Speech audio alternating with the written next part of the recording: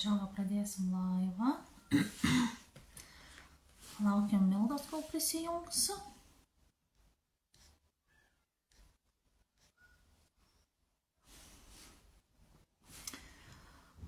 Tikiuosi viskas sklandžiai, jeigu ką, tai porą minutėlių luktelsim, nes kartais technologijos apleidžia, kaip pavyzdžiui praėjusį kartą.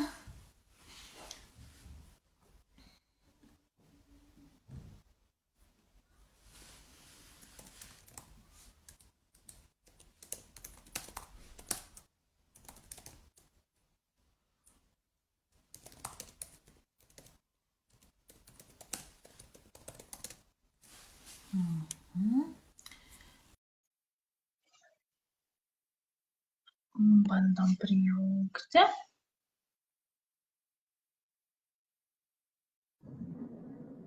Sveiki, Milda. Labas. Labą. Girdisi, matosi, viskas gerai? Taip, viskas gerai. Super, tvarkoj. Dar klausimas, kas mums žiūri. Jeigu galite pakomentuokite tiesiog, kad viskas girdisi, viskas matosi jom, nes, maža ką, šiais laikais technologijos irgi kartais sugeba. Nebuvo kažkokių trukdžių prisijungti, nieko, viskas gerai. Ne, iš karto viskas super, viskas puikiai, jo. O, tai labai gerai, šaunu. Taip, tai tuoj tada neužilgo galėsim pradėti. Aš atsidarysiu savo klausimus, ką aš jums esu pasiruošus. Ir tada galėsim važiuoti. Kaip šiaip jaučiatės, kaip nuotaikos? Puikiai, labai smagu, labai džiaugiuosi, kad esat ir tokią idėją turit organizuoti tokius dalykus. Nes, man atrodo, čia retas atvejis, kad norėtų taip nuoširdžiai su menininkais, kuriančiai žmonėm pašnekėti, norėtų skirti savo laiką, tai labai jums ačiū už tai. Tai ačiū jums, kad skyrėt irgi savo laiką man.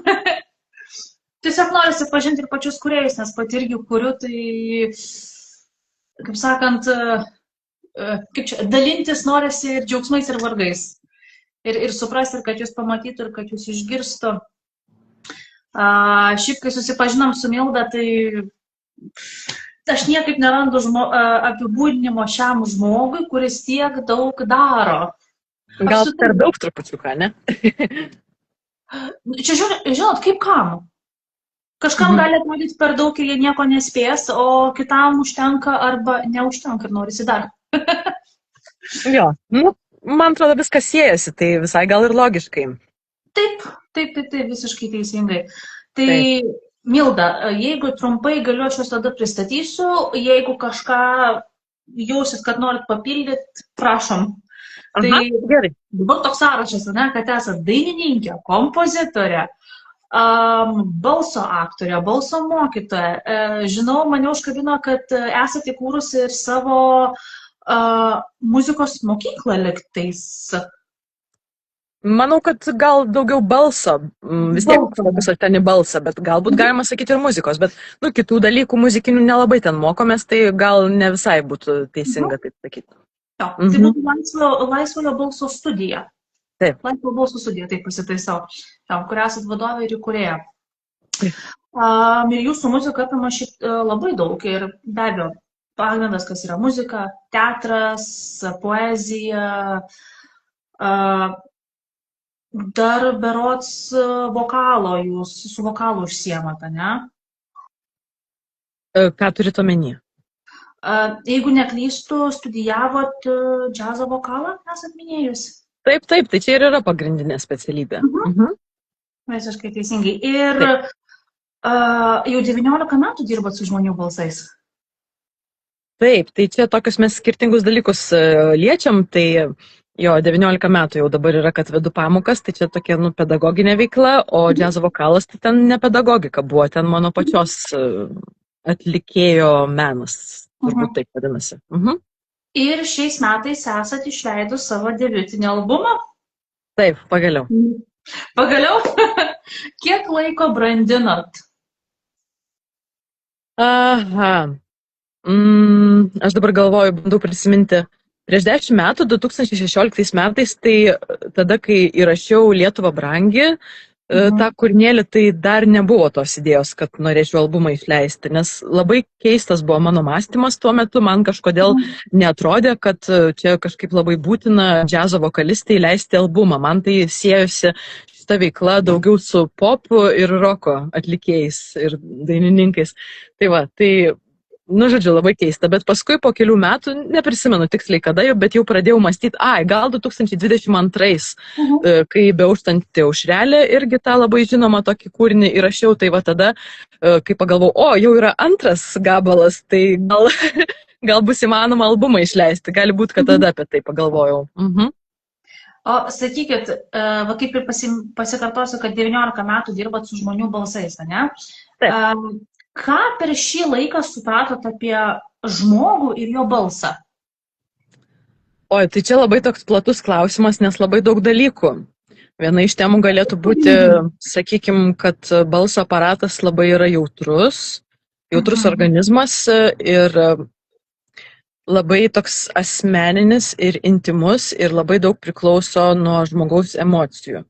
Nuo to, kaip žmogus jaučiasi, tai gali gerai skambėti arba prasčiau skambėti, gali susirgti ir taip toliau. Tai balsas iš tikrųjų, kadangi yra žmogaus viduje, sakykime, tai yra organizmo dalis, tai labai tampriai ir su tom emocijom susijus ir su visa būklė kūno, tai tiesiog labai priklausomybė dideliai atsiduria. Tai tas toks intimumas, asmeniškumas ir žmogus dažnai gali tiesiog bijoti ten kokį ir garsą išleisti, kartais bijo kalbėti, arba bijo viešai būtent kalbėti, arba dainuoti irgi bijo, tiesiog dėl to, kad tai yra labai intimus procesas. Tai šitą dalyką tikrai jau suvokiau ir labai daug tame yra patirties, ne tik asmeninės, bet tiesiog su įvairiais žmonėm bendraujant.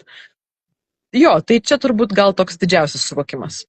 Bet kad galima šitus dalykus tobulinti, tai tą irgi suvokiau, kad galima praktikuotis su tuo. Aha. Esu girdėjus tokį posakį, kad žmogus bijo viešo kalbėjimo labiau negu mirties. Kodėl taip yra sunku būti išgirstam? Aš tai nesu girdėjus tokio posakio. Aš esu kažkur girdėjusi, man jis labai užkliuvo, ar aš tiesiog, kaip su jumis susipažinom, tai galvoju, paklausiu.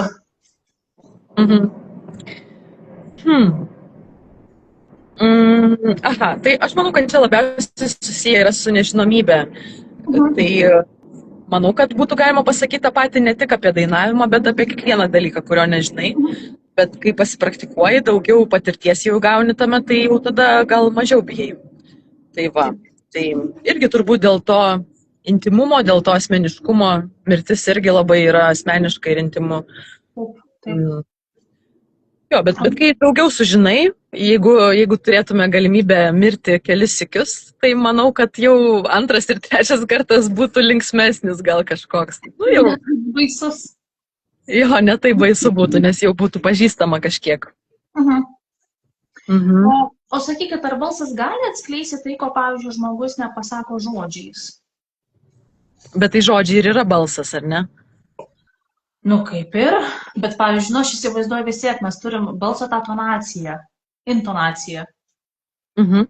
Tai aš taip įsivaizduoju, kad balso intonacija daugiau gali pasakyti apie tai, kaip mes jaučiamės, negu mūsų pačių žodžiai. Nes mes žodžius galim pasirinkti. O balso intonacija tai yra labiau, kaip jūs sakot, iš vidaus, tai yra ta tokia emocija. Tos emocijos tu nepaslėpsi. Taip, tai čia irgi jūs kalbate apie tą dalyką, kur jau truputėlį paliečiau, kad balso ir emocijų sąveika. Tai iš tikrųjų mes ne visada kalbam žodžiais, bet dažnai būna tiesiog kažkokie kaip signalai, tokie tarsi efektai, ištiktukai, kažkokie jaustukai gali atsirasti. Ir taip, kartais, visada iš tikrųjų balse yra labai daug įvairiausių spalvų, įvairiausių, kaip sakot, intonacijų, kur nebūtinai gali būti žodžiai, bet iš tų intonacijų ir iš tų spalvų mes jau galim labai daug gauti informacijos. Tai Jo, aš tikiuosi, kad jūs gerai mane girdit, nes čia labai skraido lėktuvai. Kuo puikiausiai, viskas gerai. Tai gerai tada. Aha. Taip.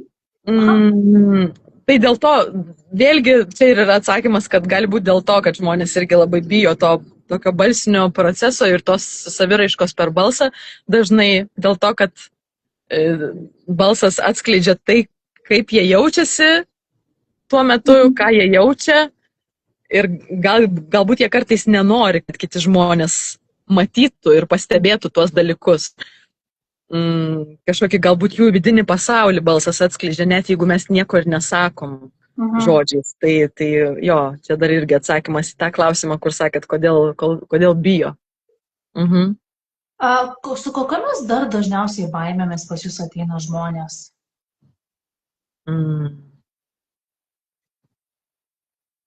Nu tai va tai, ką aptarėm iš tikrųjų, čia ir būna tos didžiausios baimės. Šiaip kiekvienas žmogus vis yra atskira istorija ir atskiras gyvenimo kelias labai originalus. Dabar tiksliai net ir neprisimenu ir čia tokie dalykai gal, kad net ir nereikėtų pasakot. Būna visko. Nu, aš pati, pavyzdžiui, tiesiog dažnai bijau užmiršti tekstą. Tai čia labai toks juokingas, kvailas dalykas ir aš net nelabai suprantu, kodėl aš bijau užmiršti dainos žodžius. Nes prisimenu mokykloje, pavyzdžiui, kai mokiausi, tai mes labai daug praktikuodavomės per anglų kalbos pamokas, pasakodavom tekstus. Taip. Ir aš ten juos pasakodavau puikiai. Tavarsi, man nebūdavo jokios problemos išmokti pasakoti. O kai dainuoji, tai kažkodėl yra sunku to žodžius išmokti. Bet čia irgi priklauso nuo praktikos. Kaip sako, irgi ten ir aktoriai turi, man atrodo, tą savoką baltas lapas. Tarkim, kad tiesiog visiškai nieko neprisimena staiga. Tai tas gali ištikti. Bet jeigu daug praktikuojas, tai kažkaip gal tada apsidraudi ir mažiau tos tikimybės, kad tu užmirši. Nes labai svarbus yra toksai dalykas, kad tu įdedi į kūną. Nu, ta prasme, kūnas yra kaip instrumentas, balsas yra instrumentas ir tiesiog kuo daugiau praktikuojas, tai įdedi į save ir tada jau tavo kūnas prisimena, tavo balsas kaip kūno dalis irgi prisimena, nes turi atmintį. Ir tiesiog net jeigu tu staiga susijaudintum labai, būtų stresas didelis ir pamirštum kažką, tai vis tiek išvežtum, kaip sakoma. Nu, tiesiog vis tiek kažkaip išsisuktum, padarytum viską dėl to, kad automatiškai jau, net jeigu tau atrodo protiškai, kad tu neprisimeni, bet tavo kūnas prisimena ir vis tiek pašnekėtum, pašoktum, sudainuotum, papasakotum ir taip toliau. O sakykit, kaip muzika atsirado jūsų gyvenime? Nuo ko visą tai prasidėjo? Ar tėvai jums tai suteikė? Iš kur? Nuo pat mažų dienų tai su močiute mes labai daug dainuodavom. Tai manau, kad ten buvo tokie kaip ir pradmenys, nes jau buvo tas pojūtis, ką reiškia dainuoti. Kokie tai gali būti jausmai, kad tai yra tam tikra tokia pakylėta būsena. Ir taip pat mama man dainuodavo prieš miegą, tai irgi manau, kad tai jau buvo ženklas, kas tai yra. Mes taip pat labai daug klausydavomės muzikos. Turėjom magą, turėjom kasečių ir klausydavomės, kadangi tėvai dirbdavo su keramika. Tai taip, nu tiesiog jiems yra patogu klausytis. Jie lipdo ir klausosi muzikos, kad jiems būtų linksmiau. Tai būdavo kartais radio klausosi, o kartais klausosi tų kasečių. Tai aš užaugau su tokia muzika kaip ten Jesus Christ Superstar, ta opera, paskui tokia dainininkė ir muzikantė, nu, instrumentalistai, gitarą grodavo, Trace Chapman. Labai tokia jauki ir miela muzikantė yra, paskui kas ten dar būdavo, nu tai aišku Tom Waits irgi dainininkas ir kompozitorius ir aktorius. Tai va, tai čia man buvo, aš atmintį turiu nuo 3 metų, tai man kai buvo 3 metai, tai mes klausydavomės tokios muzikos, ir ten daug dar visokiausių kitokių. Tai va, tai ta muzika formavo skonį ir paskui, kadangi irgi nuo tada, kaip sakau, kai išmokau vaikščioti, tai eidavau į teatrą. Tai teatre skamba muzika, jinai aišku yra speciali, būtent teatro muzika, Tai aš užaugau su teatro muzika. Ir, na, teatro muziką Lietuvoje kūrė puikūs kompozitoriai, vat kaip tik amžinatelis jau Feliksas Bajoras ir Vidmantas Bartulis. Tai aš su šitų kompozitorių muziką užaugau, paskui Algirdas Martinaitis, Giedrius Puskunigis, Antanas Kučinskas, Sodeika, tai vat, nu ir taip toliau, Bronius Kutavičius, žodžiu, daug tų kompozitorių nuostabių, absoliučiai profesionalių, kurie gebėjo ir geba puikiai rašyti muziką teatrui. Tai jinai labai įdomi būdavo man ir labai stipriai susišaukdavo su ta dramaturgija, su tuo visų pasakojimu, kuris ten vyksta scenoj. Ir labai būdavo įdomu stebėti, kad yra šviesa, tam tikros spalvos ir yra kostiumas, yra scenografija, yra kažkoks žodis irgi aktoriaus tariamas, yra tam tikras judesys, kurį aktorius atlieka ir yra muzikos garsas ir kaip tai susišaukia. Tai vat, man šitie dalykai labai įdomus būdavo, aš juos labai stebėdavau tiesiog nuo vaikystės, nes tokį labai stiprų pastabumą visą laiką jau turėjau, tokį jautrumą labai didelį ir man tai buvo didžiulis tiesiog įspūdis ir labai didelė įtaka daroma teatro ir ten be abejo, kad taip pat buvo aktorių balsai. Tai tie aktorių balsai, jie tokie kitokie, galbūt nekasdieniški, irgi būdavo labai susiję su ta istorija, kuri tenai pasakojama, su tomis emocijomis. Visą laiką per aktorių balsus būdavo perdodamos emocijos. Tai vat, su ta tema iš tikrųjų aš esu nuo vaikystės, mane lydi ta tema, kaip keičiasi balsai priklausomai nuo emocijos, kokios spalvos, kokios intonacijos, kokie tempai atlikimo yra. Tai va, aš visą laiką buvau liudininkė šitų dalykų ir labai įdomu būdavo. Man tas teatro balsų ir teatro garsų skambėjimas toks labai paslaptingas ir toks mistiškas procesas visą laiką labai atrodė. Ir, va, ten man ir buvo įdomu. Ne kur nors kitur, bet atrodo, kad ten aš augau ir mokiausi labai daug iš to. Tai va, tai tas labai padarė įtaką o paskui, aišku, aš pradėjau eiti į muzikos mokyklą, nes labai daug kažkaip dainuodavau ten, tiesiog kažką, kaip sakau, kas užeidavo ant seilės, ten tiesiog labai laisvai taip improvizuodavau. Ten citatos kažkokios eidavo iš įvairių dainų ir ten dar kažką pridėdavau savo. Jau tada buvo MTV, žiūrėdavau MTV, kai man buvo 6-7 metai ir ten visokie tie klipai, tai ten Queen buvo tuo metu labai pirmoji vietoje ir Non Blondes pirmoji vietoje. Tai va, pirma, antra vieta, ten tie kūriniai dalindavosi pirmą, antrą vietą, to viso ten, kas ten 100 būdavo berods ar kiek. Tai iš MTV labai daug irgi informacijos gavau, žodžiu, žinojau, kas vyksta tuo metu, visai mažiukė buvau, bet turėjau visą informaciją, kas vyksta populiariojo muzikoje.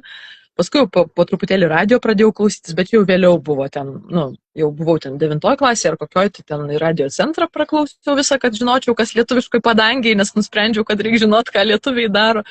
Ir paskui nusibodo radio centras, tai jau tada M1, M1+, ten paskui dar užsienietiškai kažkokie We Away Music Mix, ten, žodžiu, visokie tokie va buvo. Ir taip toliau, tai va. Jau. Aš tiesiog galėčiau jūsų klausyti ir klausyti. Jo, čia, tai būna, kai prisimeni ten vaikystę ir jaunystę, tai, įdomios tos patirtis, nes dabar, pavyzdžiui, kažkaip radio aš net ir nelabai klausau, nebent užmatau ten kokią įdomią temą. Bet, jo, ir to turinio radio labai daug įdomaus yra. Tai va, bet tais laikais, tai, geras, ten ruoši namų darbus ir klausaisi radio, wow, čia tai įspūdinga atrodo. Labai noriu pakalbėti apie jūsų debiutinį albumą. Aha. Kuriam iš tiesų labai daug savęs atidavėt. Šiemet jį išleidot. Ir kodėl būtent dabar jį išleidot? Kodėl, pavyzdžiui, ne anksčiau? Nebuvo dar medžiagos pakankamai. Dėl to ir neišleidau anksčiau. Labai galvojau, kiek turėtų būti tų dainų. Tai ten berods 11 dabar ir iš jų viena mano kompozicija, o 10 yra ne mano. Bet interpretacijos mano. Tai interpretacija tam tikrą prasme irgi kaip kūryba, tai galima sakyti, kad tos dainos yra pusiau mano kūryba. Tai va. Jo, tai tiesiog rinkau tą medžiagą, norėjosi, kad būtų vis tiek albumas, tai, jau yra toks koncentratas, tai labai norėjosi, kad tas koncentratas būtų kokybiškas, tikiuosi, kad pavyko. Ir sakykit, kiek laiko brandinot šitą vaisių, kiek jums laiko užtruko? Nu, tai vad galima sakyti, kad 10 metų, bet ne visai gal, jeigu ten nuo 22 metų skaičiuot, nu, tai kiek čia gaunasi 4 metai, tada jau tokio intensyvesnio darbo. Jo, nes nuo 22-23 tai pradėjau jau leisti kiekvienais metais vis, ten po vieną kūrinį ar po kokius 3 ar kiek, nu ir tada jau susikaupė. Tai va. Jo, bet šiaip iš tikrųjų dar 2012 metais parašiau tą kompoziciją, kur yra Tamsumos nuskaidrėkit, tai ten pagal Česlovo Milošo eilėraštį. Tai va, tai jau gana seniai iš tikrųjų. Jo. Senokai. O kokia slypi istorija už pavadinimo Milda Lietuva? Aha. Taip, nu tai visų pirma, tai yra mano tėvynė ir panašu, kad man vis dėlto yra svarbi mano tėvynė, dėl to, kad prisimenu, kai gyvenau Ispanijoje, tai po kokių 3-4 mėnesių jau pasilgau Lietuvos ir supratau, kad man svarbu yra čia sugrįžti ir kalbėti lietuviškai. Ir jo, tai kai aš dainuoju lietuviškai, tai jaučiuosi, kad puoselėju kalbą, stengiuosi visą laiką aiškiai artikuliuoti, atsižvelgti į kirčiavimą, į tarimą. Ir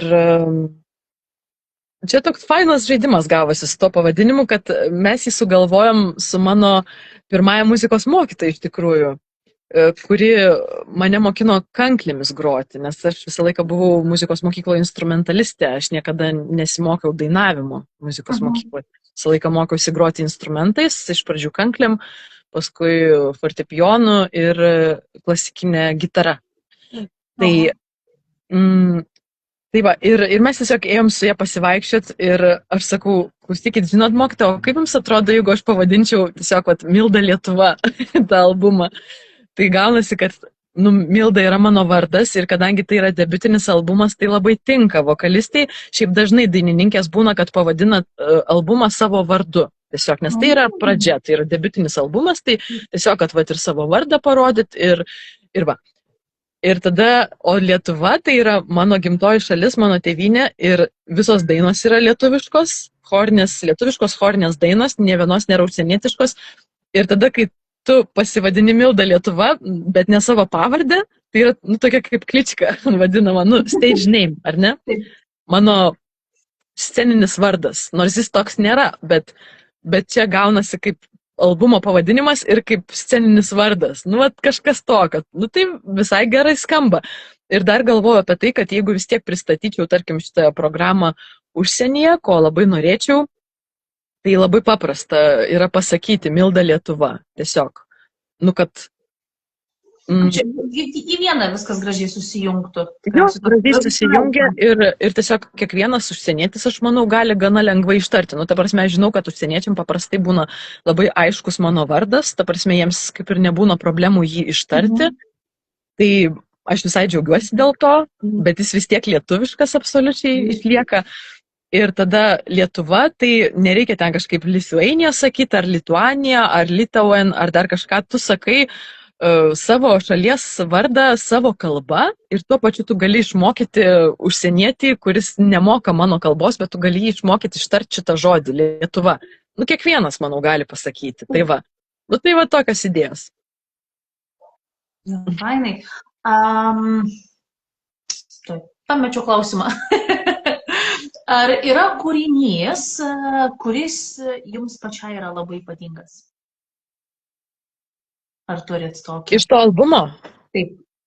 Iš to albumo, tai, man visi jie kažką reiškia, aišku, nes ten buvo ir tų kūrinių rinkimas toksai, kad labai stengiausi išjausti, ar man įdomus tas kūrinys, ar ten ta tema, kuri pasakojama, ar man yra įdomi, ar man jis kažką reiškia, ar man ten artima yra, apie ką ten dainuoja.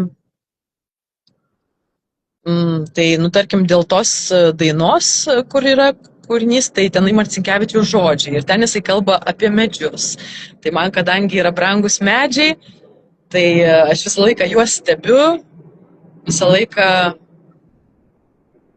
Jo, man atrodo, kad medis jisai yra tam tikrą prasme kaip žmogus, arba kaip tik jis nėra kaip žmogus, jisai yra aukščiau už žmogų. Ir jisai turi sielą. Tai jeigu man pavyksta priartėti prie medžio sielos, tai jau reiškia, aš daug pasiekiau, jau daug padariau. Tai dėl to ir ta daina, kur kalba apie medžius, man jinai yra artima ir Marcinkevičius tiesiog man yra labai svarbus. Nes jis toks kaip išgryninantis yra labai poetas. Aš sakau yra, nes man atrodo jis amžinas yra. Tai va, ir arba tarkim, kur yra daina ne dėl žalio vyno, arba o jau mano mielas, ten toks kaip dvigubas pavadinimas, gan žinoma, ir man atrodo daug kas ją dainuoja, tai yra lietuvių liaudies daina. Ir jinai yra paruošta chorui, Renatos chorui, bet aš jų nenaudojau, nors ten visus chorinius gabalus dainuoju. Bet aš tiesiog savo versiją tokią sukūriau, kuri yra tokia meditatyvesnė mano požiūriu. Tai man ta daina svarbi dėl tos galimybės medituoti, dainuojant. Tai va, nes ten yra tiesiog ant vienos natos, viena besitęsianti nata, toks kaip susiliejimas, ir tada ant jos vyksta melodija. Tai va, ir visą laiką vis ta pati melodija, žodžiai skiriasi, bet ten dainuojama yra apie tai, kad vyras ruošiasi eiti į karą ir jisai išeina į karą, bet tam, kad jis galėtų išeiti į karą, tai jisai prausėsi, rengėsi, tada sėda ant žirgo ir taip toliau. Tai toks kaip rituališkumas. Ir kadangi man gyvenime svarbu yra rituališkumas, aš manau, kad tai yra labai svarbu. Ir nuo senų senovės žmonės puoselėjo tą rituališkumą, kas tai yra pasikartojimas, tam tikras pasikartojimas, kad tu kiekvienais metais tuo pačiu metu kažką atlieki to paties, kas tau padeda susikaupti, susitelkti ir paminėti tam tikrą svarbų metą to laikmečio, žodžiu, ir būt, sakykime, kartu su žmonėm. Ir taip toliau, žodžiu, čia apie rituališkumą labai daug galima šnekėti. Tam tikri šventi kažkokie dalykai, ką tu atlieki, ar ne? Tai va, dainavimas, šokis, ten ugnies kūrenimas, galbūt kažkokių žolelių rinkimas, galbūt vandens gėrimas ar ką. Tai va, ir prausimasis, tai yra rituališkumo dalis, toks šventas procesas. Mes galbūt šiais laikais ir nepamastom, kad vis dėlto praustis tai yra tam tikras šventas procesas, bet iš tikrųjų tai yra svarbu labai. Tai va, tai ta daina dėl šitų dalykų, tokių šventų, man yra svarbi. Ir ten labai graži melodinė, ta muzikinė medžiaga irgi labai graži yra. Na ir tada, pavyzdžiui, Beauštanti aušelė, irgi galima paminėti, tai yra Čiurlionio harmonizavimas. Čiurlionis labai tokį subtilų trapų pajutimą turėjo ir Beauštanti aušelė, jinai yra labai skaudi. Tai aš, pavyzdžiui, visiškai nebijau skaudžių dainų. Aišku, būna labai smagu, kai linksma daina ir smagu yra atlikti tą linksmą dainą. Man linksmos dainos irgi patinka, kaip be jų. Turi visą laiką būti darna tam tikra tarp linksmų ir liūdnų dainų. Bet, pavyzdžiui, Beauštanti aušelė, tai, jinai man tikrai yra viena brangiausių ir aš taip galvoju, vis dėlto man pavyko ją paruošti kažkaip ir išjausti. Tai yra labai labai nelengva ir labai nelengva įeiti tą būseną tokią.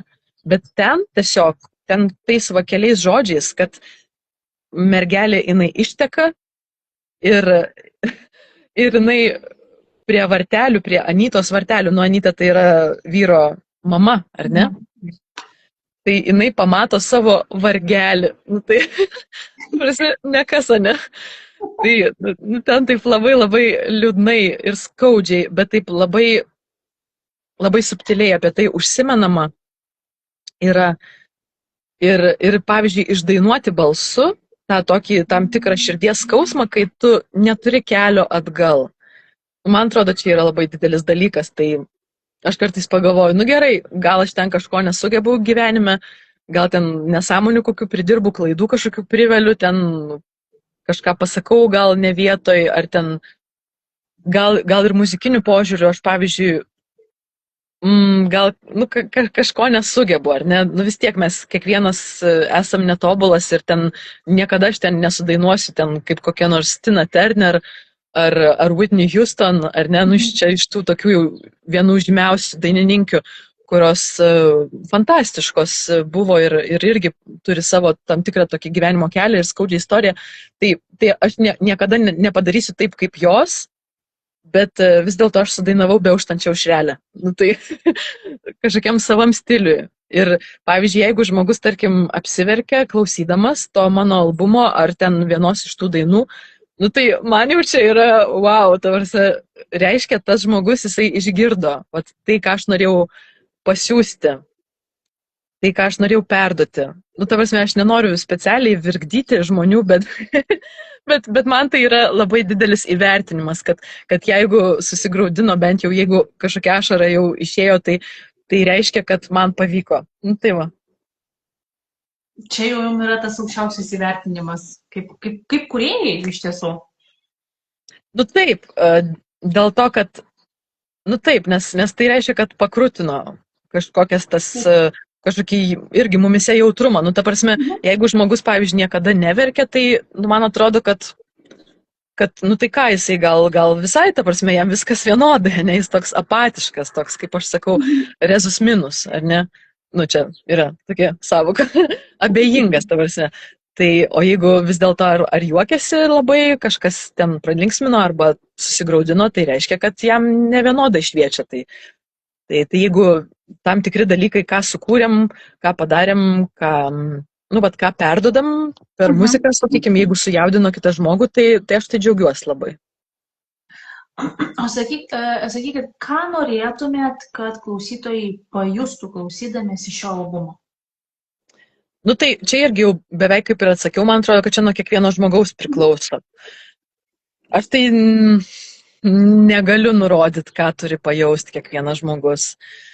Bet man būna visada labai įdomu sužinoti. Tai tarkim, jeigu po koncerto prieina, pavyzdžiui, ir papasakoja, kad ten nusikėliau į vaikystės kokius nors prisiminimus, tai man taip įdomu būna pasiklausyti, nes tai būna labai originalu irgi labai asmeniška ir kad išdrįso, pavyzdžiui, dar papasakot man, tai čia iš vis yra puiku.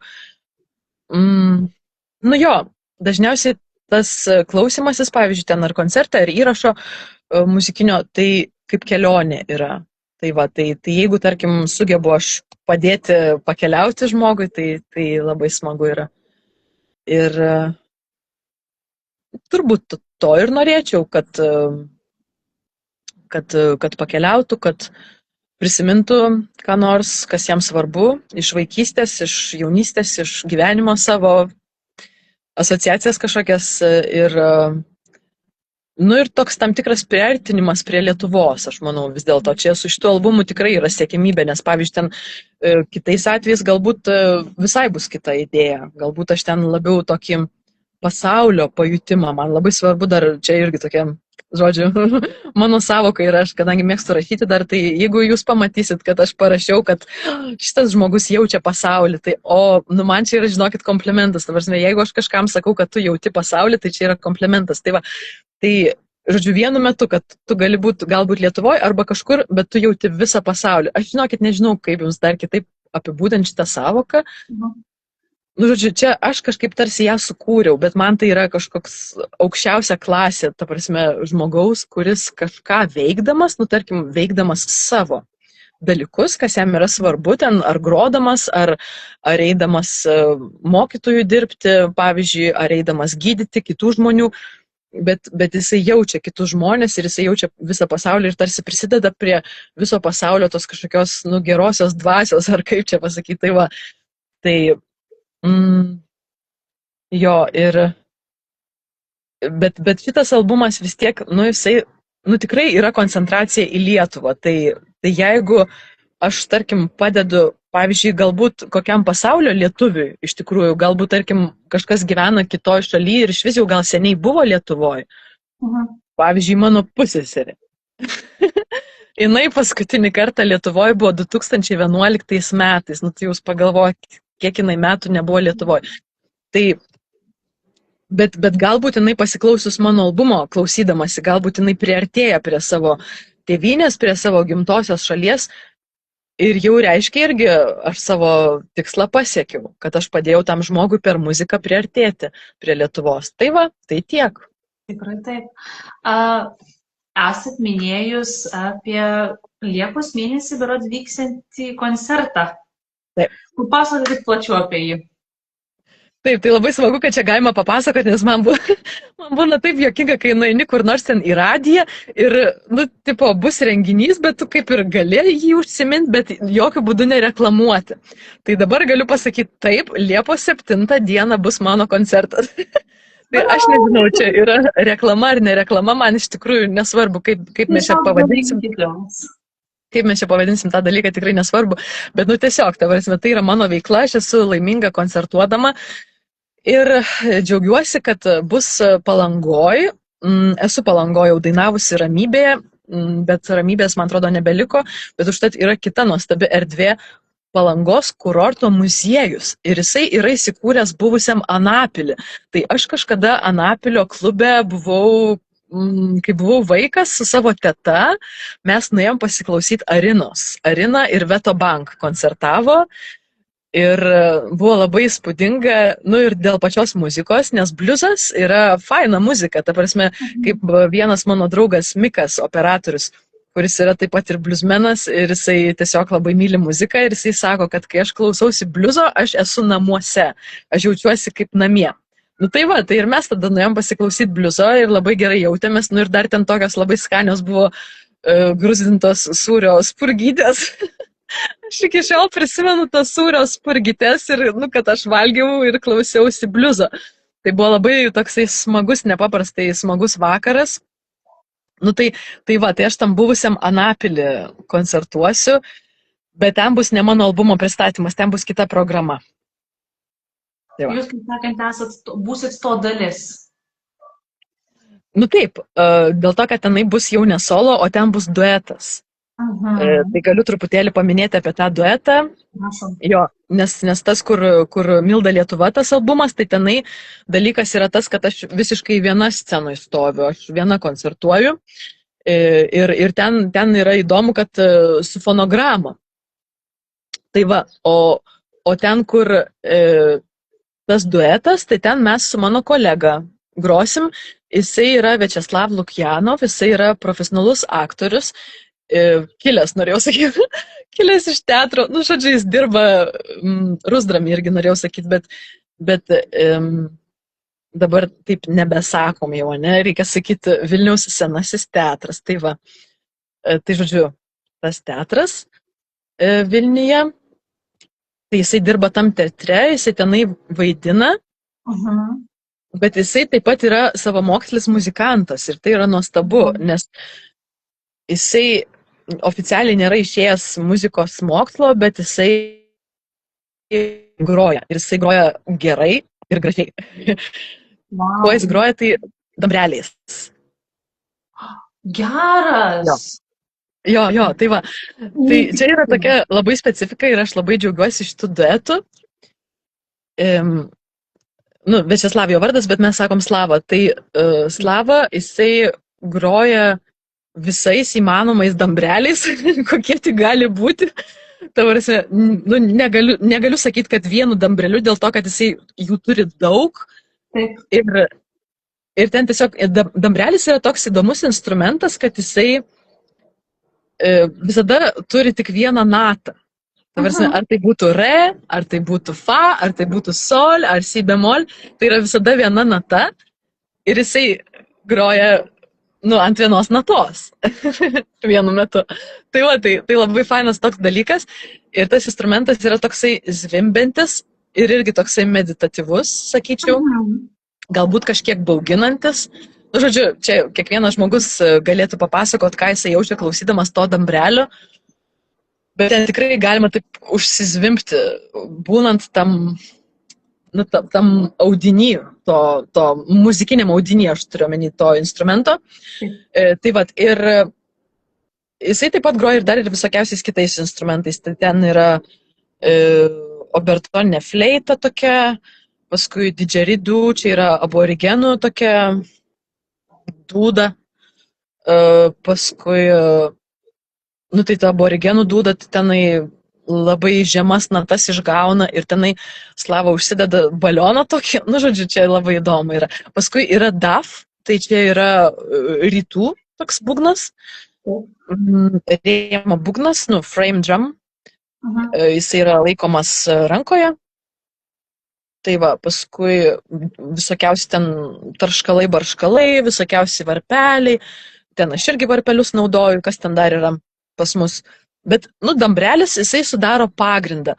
Ir, kaip aš sakau, Slava yra dambrelio virtuozas. Ir lietuviškai, pavyzdžiui, dar sakom bandurėlis. Ir dar ten daug labai yra visokiausių pavadinimų to instrumento. Tai va, tai Slava gali papasakoti apie tai ir pravest workshopą. Tai va, o mūsų programa tai vadinasi 7 vasarų giesmės. Tai vasara labai tinka, nu, šiaip visada tinka, bet dabar tai ypač. Ir toks fainas dalykas, kad nu, čia aš, ačiū Sigitui Gedai, poetui, pasiskolinau tą pavadinimą iš jo. Žodžiu, jisai šitą sukūrė pavadinimą 7 vasarų giesmės. Jis toks yra magiškas tas pavadinimas, toksai pasakiškas ir irgi toks, sakyčiau, nu, rituališkas toksai. Ir tai va, ir mes grojam 7 mėnesio 7 dieną 7 valandą vakare. Tai irgi tokia magija skaičiai, man labai patinka jo žaisti su tais dalykais. Manau, kad žmogui lengva įsiminti iš karto yra tą datą ir tą laiką. Tai mes labai tiesiog kviečiam ir laukiam. Tai tenai esmė yra ta, kad tenai yra lietuvių liaudės padavimai, kuriuos aš skaičiau ir nu, jų labai daug yra. Tai aš dariau tokią labai stiprią atranką.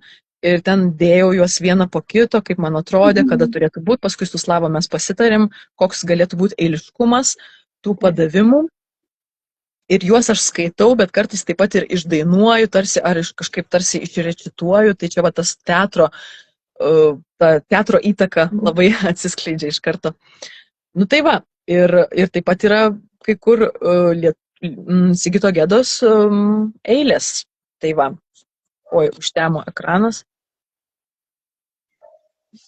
Žiauriai įdomu. Galbūt paskutinis tikriausiai klausimas, kurio dažniausiai iš tiesų klausiu kūrėjų. Ką pasakytumėt žmogui, kuris jaučia norą kurti, bet bijo būti matomas ar išgirstas, tiesiog bijo? Ai, tai gal ir nereikia tada. Nesitikėt šitą atsakymą.